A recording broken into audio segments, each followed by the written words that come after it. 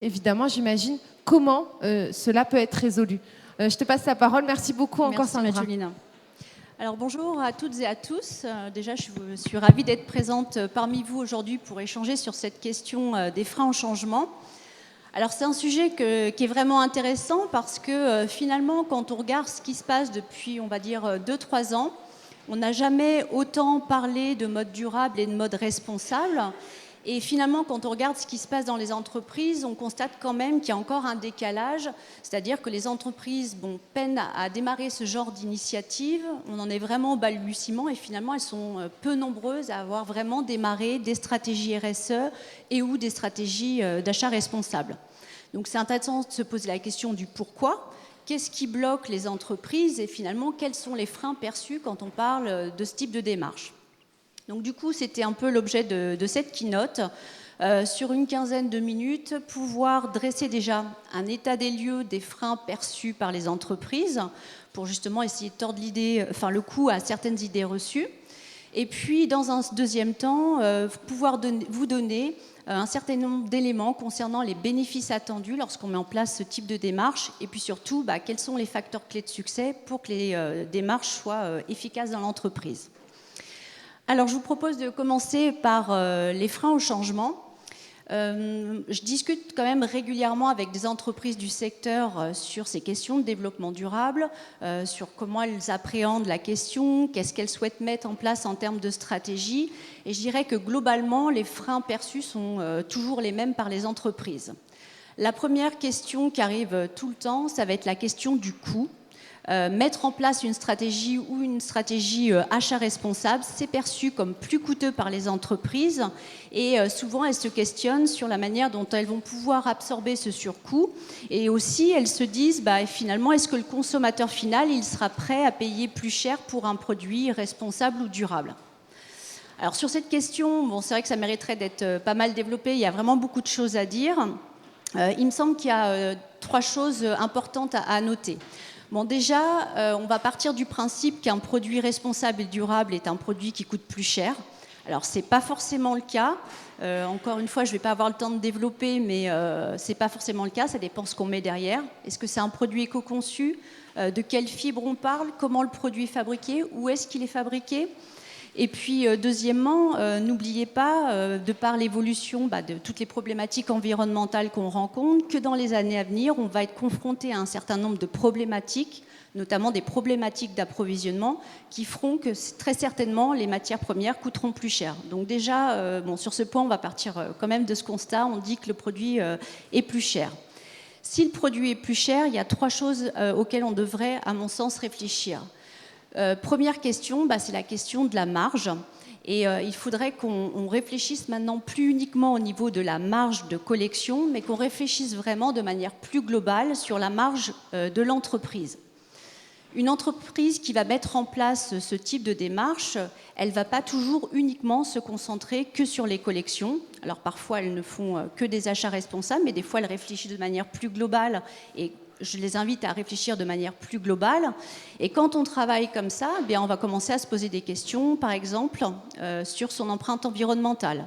Souvent, c'est la clé d'entrée des entreprises quand elles veulent mettre en place des stratégies RSE.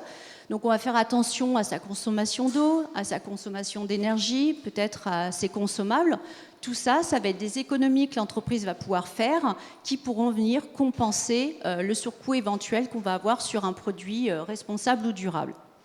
Je vous donnerai un exemple pour illustrer cela. C'est Gémeaux, il y a quelques années, qui a vraiment travaillé en profondeur sur sa facture d'électricité au niveau de son parc magasin. Ça a été un petit investissement et ils ont eu vraiment une réduction très significative de leur facture au niveau des magasins. Donc tout ça, ça peut venir compenser un surcoût éventuel sur le produit. Le deuxième point sur lequel les entreprises pourraient aussi réfléchir, c'est se dire est-ce qu'on n'a pas manière à travailler différemment? Et là, il y a plein d'entreprises qui se sont lancées il y a quelques années, qui avaient vraiment au cœur de leur ADN, on va dire, les questions de développement durable et qui ont réfléchi comme ça. Elles se sont dit, quel prix de vente je dois proposer aux consommateurs pour être compétitif sur le marché et puis, évidemment, pouvoir satisfaire aux attentes de mon consommateur. Et puis d'un autre côté, quel est le niveau de marge qui est acceptable par mon entreprise pour être profitable? Et elles ont cherché à résoudre cette équation. Donc ça les a amenés à réfléchir à, par exemple, ne pas faire de communication, parce qu'une communication conventionnelle, ça coûte très cher, peut-être communiquer différemment. Ou alors elles ont réfléchi en se disant je ne vais pas avoir de boutique, en fait, je vais vendre uniquement en ligne. Voilà. Donc il y a plein d'idées sur lesquelles on peut réfléchir et ça serait intéressant, je pense, que les entreprises mettent en place peut-être des groupes de réflexion au sein de leurs équipes pour réfléchir vraiment sans barrière aucune et voir comment à l'avenir elles pourront travailler ou elles pourraient travailler différemment. Parce que de toute façon, quand on parle de RSE ou de développement durable, d'achat responsable, ça va amener nos entreprises à se transformer, à travailler inévitablement de manière différente. Le troisième point, quand on parle du prix, ça va être le prix de vente. Qu'est-ce que le consommateur final, finalement, est prêt à accepter lorsqu'on parle de collection durable, responsable? Alors là, je pense qu'il y a 2 points. Le premier, à mon sens, il faut continuer à informer, éduquer les consommateurs sur qu'est-ce que ça veut dire un produit durable et responsable et qu'est-ce que ça implique au niveau du prix derrière. Je pense qu'il y a encore une méconnaissance par rapport à ça. Et ça, évidemment, c'est aussi le rôle des entreprises de dire, par exemple, aux consommateurs, OK, le produit est peut-être plus cher en termes de prix de vente, mais regardez sur l'ensemble de l'utilisation, peut-être parce que le produit va être de meilleure qualité, parce qu'on va vous proposer éventuellement un service de réparation. Peut-être parce que les conditions d'entretien vont être différentes. Si vous regardez sur la durée d'utilisation, votre produit vous coûtera moins cher parce que vous n'aurez pas eu à en racheter un autre parce qu'il était défectueux, il a bouloché, il a twisté, peu importe. Donc ça, c'est un premier point qui me semble important. Et puis un autre point aussi sur lequel je suis vraiment convaincue, je pense que si on explique aux consommateurs pourquoi le produit est plus cher, je pense qu'il sera plus facilement enclin à accepter ce surcoût sur le produit. Je vais vous donner un exemple, c'est Banana Republic qui a mené cette expérience il y a quelques années dans ses magasins. Je crois que c'était sur une gamme de t-shirts. Ils avaient travaillé avec leurs fournisseurs sur l'amélioration des conditions de travail dans les usines, des conditions de sécurité, les salaires, etc. Et du coup, les produits étaient un peu plus chers. Eh bien, en fait, ils ont vendu ces produits-là avec un hand tag expliquant du coup le pourquoi du surcoût du produit. Et cette gamme de produits a vu ses ventes en volume augmenter, alors je ne sais plus si c'était de 14 ou 18%, mais en tout cas de manière très significative. Alors je ne dis pas que ça fonctionnera pour tout, mais en tout cas là, on a une expérience qui démontre que le consommateur est enclin à payer parfois plus cher. La deuxième question qui est souvent soulevée, c'est la question de la complexité de la démarche. Souvent, donc les entreprises qui ont pris conscience qu'il faut se lancer sur le sujet se sentent un peu démunies, elles ne savent pas par où commencer, elles ont l'impression que ça va être super compliqué à mettre en place. Donc ce type de démarche n'est pas plus compliqué qu'une autre démarche, et je dirais que c'est plutôt même que des questions de bon sens en fait. Par contre, ce qui est clair, c'est qu'il faut que la démarche soit structurée et que votre stratégie, lorsque vous la mettez en place, elle soit vraiment en adéquation, cohérente avec qui est votre entreprise, quels sont ses objectifs stratégiques et quels sont ses grands enjeux de développement durable. En dehors de ça aussi, je pense qu'aujourd'hui, on a vraiment plein d'outils qui nous permettent maintenant de passer à l'action. Il y a des conférences comme aujourd'hui qui vont vous donner de l'information. Il y a des consultants qui peuvent vous aider. Il y a des initiatives qui sont menées. Alors, je pense par exemple à celle qui a été faite par la Fédération française du prêt-à-porter féminin, qui a lancé le guide des approvisionnements responsables. D'ailleurs, il y a un atelier sur ce sujet tout à l'heure à 15h30 de mémoire. Il y a aussi beaucoup de marques qui sont déjà lancées sur le sujet et qui ont essuyé les plâtres, qui sont bien avancées, qui sont tout à fait prêtes à partager leurs bonnes pratiques. Et je crois qu'elles sont nombreuses d'ailleurs sur les Fashion Green Days pendant ces 2 jours. Et puis il y a aussi énormément d'informations en open source qui doivent vous aider à initier ces démarches. Donc là, je dirais, c'est plutôt des mauvaises excuses. Finalement, je pense qu'on a vraiment tous les éléments en main pour pouvoir passer à l'action sur ces questions. Ensuite, il y a une troisième question, c'est souvent les entreprises ont l'impression que ça ne va concerner que les grosses entreprises. Avec 2 idées derrière ça, c'est de se dire une grosse entreprise, forcément, de par les volumes qu'elle génère, elle va avoir plus d'impact qu'une PME-TPE. Et puis, l'autre idée derrière ça, c'est de se dire, bah oui, forcément, par rapport à leur structure, leur organisation, elles auront certainement plus de facilité au niveau des moyens humains et financiers pour mettre en place ce type de démarche. Alors, sur ces questions-là, finalement, quand on les regarde de plus près, tout le monde a des impacts, qu'on soit une petite entreprise ou une grosse entreprise, et tout le monde va devoir se mettre à travailler sur ces questions-là. La question de taille, finalement, elle importe peu. Et je dirais même qu'une petite entreprise, ça sera peut-être probablement plus facile pour elle de mettre en place une stratégie RSE ou achat responsable, parce qu'elle sera peut-être plus flexible, elle aura peut-être plus de facilité à évoluer dans sa façon de travailler, alors qu'une grosse entreprise, de par son organisation, peut-être des process de décision qui vont être un peu plus lourds, aura plus de difficultés à le faire. Je donnerai un exemple peut-être par rapport à ça. On parle beaucoup de traçabilité aujourd'hui. Une grosse entreprise qui a peut-être 300 fournisseurs de rang 1 et une petite entreprise qui en aura 10 ou 20, c'est clair que ça sera plus facile pour elle de se mettre sur ce sujet-là de la traçabilité qu'une grosse entreprise. Ensuite, dans les raisons aussi qui sont souvent évoquées, ça va être la question du moment. On me dit souvent, c'est pas le moment, j'ai pas le temps de me préoccuper du sujet. Et je le vois vraiment quand j'accompagne les entreprises sur ces démarches-là. Le moment où elles décident d'initier la démarche, ça prend du temps. C'est parfois plusieurs mois, parfois même des années avant qu'elles attaquent le sujet. Et il y a toujours une bonne raison, un autre sujet qui va tomber sur la table, qui va faire qu'on va décaler à plus tard la démarche RSE. Alors là-dessus, je dirais, il n'y a pas de bon moment pour initier une démarche. Au contraire, commençons le plus tôt possible parce que ça va nous permettre d'y aller étape par étape. C'est clairement des démarches en fait, qui prennent du temps et je pense qu'il vaut mieux avoir anticipé les choses plutôt que de devoir les subir dans un proche avenir. Il y a plein d'éléments qui font qu'on va devoir s'y mettre. Ça peut être par exemple des réglementations qui sont toujours de plus en plus importantes sur le sujet. Ça peut être aussi des problématiques d'approvisionnement qui vont nous compliquer la tâche dans les années à venir. Donc autant se préoccuper de ces sujets-là maintenant, de les anticiper plutôt que de devoir se raccrocher aux branches, je dirais, dans quelques années. Ça sera plus compliqué parce qu'il faudra aller très vite sur ces sujets-là. Également évoquer la question de son impact individuel. Parfois on me dit oui mais moi finalement qu'est-ce que je vais faire au niveau global, je ne vais pas impacter énormément si je change ma façon de travailler. Là en fait tout le monde peut agir, on a vu que tout le monde avait des impacts et je pense que vraiment c'est l'action commune de tout le monde qui va faire que les choses avanceront dans le bon sens et de manière positive. Par contre, je pense que là aussi, il faut que tout le monde se coordonne. Les deux entreprises, à mon sens, devraient travailler ensemble sur des problématiques communes. On a tous des problématiques en termes de développement durable qui sont assez communes d'une entreprise à une autre.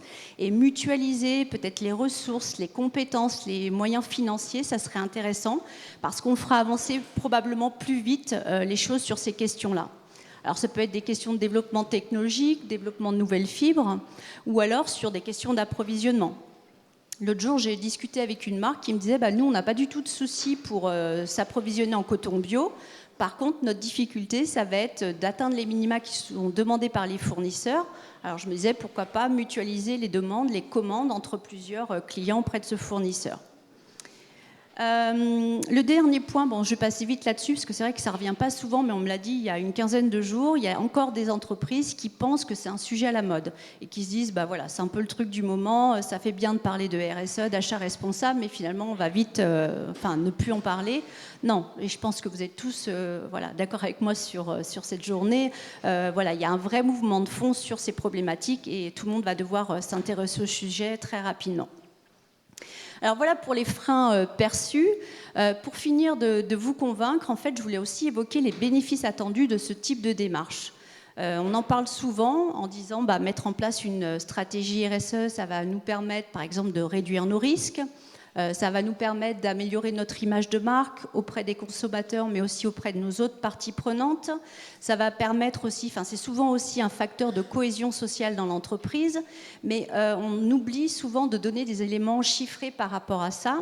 Et c'est vrai que les entreprises, et notamment les dirigeants d'entreprise, pour être convaincus, ont besoin de comprendre quel va être le retour sur investissement de leur démarche, et surtout, qu'est-ce que ça va leur apporter, souvent d'un point de vue financier. Alors j'ai compilé un certain nombre d'études qui ont été faites sur le sujet. Donc ça, c'est vrai que c'est récent, il y avait avant peu d'études sur le sujet. Ce ne sont pas des études sur le secteur du textile-habillement, mais vraiment tout secteur confondu. Bon, mais cela dit, ça pourrait être intéressant aussi de le faire sur notre secteur d'activité. Et donc voilà, ce que ça démontre, c'est que déjà, au niveau des performances des entreprises, des performances économiques, eh bien, entre une entreprise qui aurait mis en place une stratégie RSE et une entreprise qui ne l'aurait pas mis en place, eh bien, l'écart de performance, il va entre 4,8% pour la première étude à 13%. Donc on voit bien qu'on augmente très fortement la performance de l'entreprise. Sur une autre étude, donc c'est ce qui est à droite du slide, c'est une étude qui a été faite en Angleterre. Là, les entreprises qui avaient mis en place des démarches RSE ont vu leur chiffre d'affaires augmenter de 20%. Sur des éléments qui ne sont pas des éléments financiers, ont vu leur satisfaction client augmenter de 10%.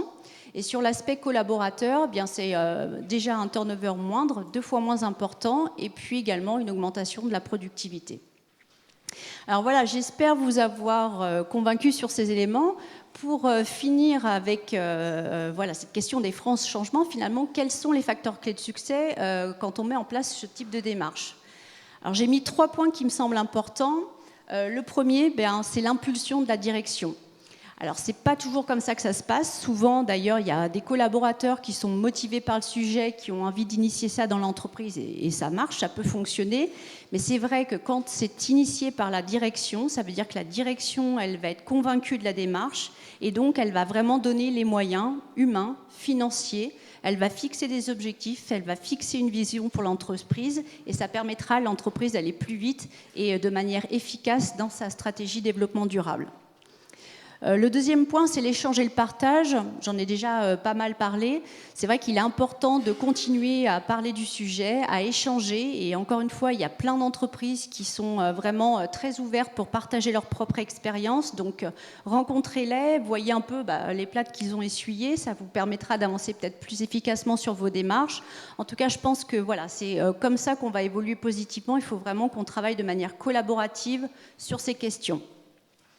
Et alors le dernier point, oui, c'est si vous initiez ce genre de démarche, il ne faut surtout pas se dire que c'est une démarche dans laquelle on réfléchit de manière court-termiste. Déjà, d'une part, c'est des démarches qui prennent du temps à mettre en place, on va dire 1 an, 2 ans pour mettre en place la démarche. Et puis derrière, les retours sur investissement ne sont pas immédiats. Donc c'est à peu près du moyen terme, on va dire à peu près 5 ans pour avoir un retour sur investissement. Donc voilà, ça aussi c'est important de se le dire quand on met en place la démarche. On ne peut pas s'attendre à ce qu'elle soit mise en place tout de suite et efficace imméditement. Voilà, donc des gens qui penseraient ça seraient peut-être déçus rapidement, mais il faut être patient et voilà, attendre que la démarche soit mise en œuvre dans l'entreprise. Voilà, donc je vais conclure comme ça ma keynote. J'espère vous avoir convaincu en tout cas de l'intérêt de la mise en place de ce type de démarche dans les entreprises de mode. Surtout si vous avez des questions ou si vous avez envie d'échanger plus amplement, je serai disponible sur les 2 jours des Fashion Green Day pour partager avec vous. Donc n'hésitez pas à revenir vers moi, ça sera avec plaisir. Je vous remercie et puis je vous souhaite une bonne après-midi à tous. Merci.